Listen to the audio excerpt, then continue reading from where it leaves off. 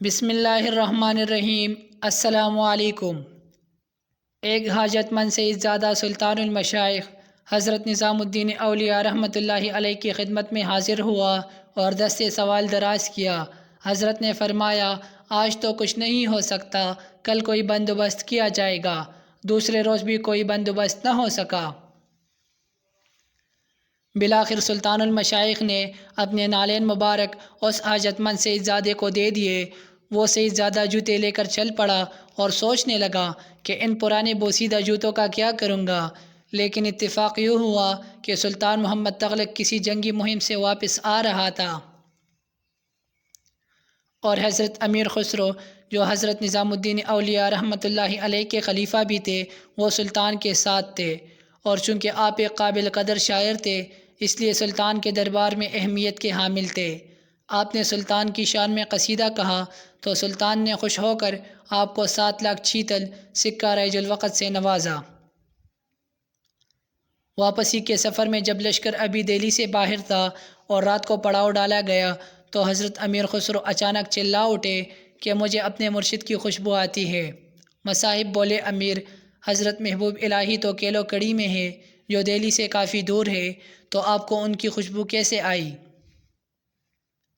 مگر امیر خسرو بے قرار ہو کر باہر نکل پڑے اور خوشبو کا تعاقب کرتے کرتے ایک سرائے تک جا پہنچے، جہاں ایک کمرے میں ایک شخص اپنے سر کے نیچے کچھ رکھ کر سویا ہوا تھا اور خوشبو وہیں سے آ رہی تھی۔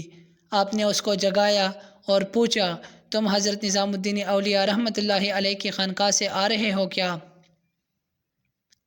تو وہ سیدزادہ بولا، ہاں۔ آپ نے پوچھا، کیسے ہے میرے مرشد؟ وہ شخص بولا، وہ تو ٹھیک ہے، اور میں ان کے پاس مدد کے لیے گیا ہوا تھا، مگر اور کچھ تو نہیں دیا۔ ہاں، آپ نے پرانے بوسیدہ جوتے ضرور دیے ہیں۔ یہ سنتے ہی امیر خسرو کی حالت غیر ہو گئی اور کہنے لگے، کہاں ہے میرے مرشد کے نالین؟ تو اس نے ایک کپڑا کھول کر دکھائے۔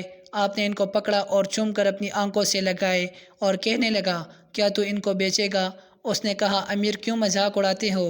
امیر خسرو بولے، مذاق نہیں، میرے پاس اس وقت 7 لاکھ چیتل ہے، وہ لے لو، مگر میرے مرشد کے نالین مجھے دے دو۔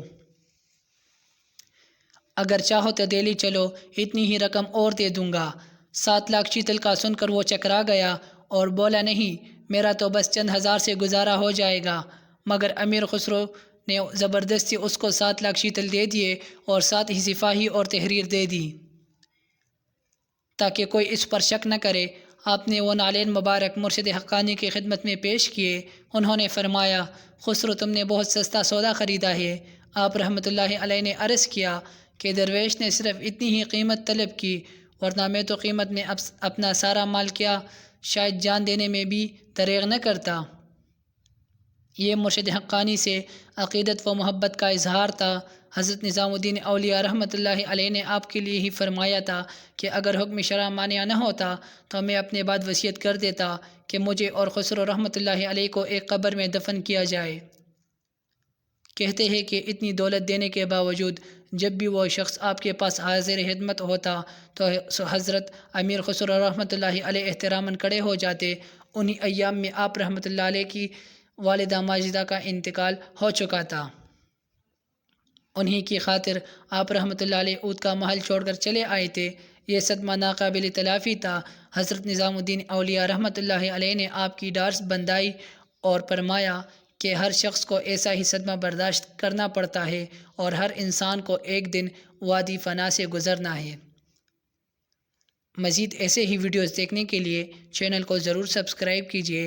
تب تک کے لیے اللہ حافظ۔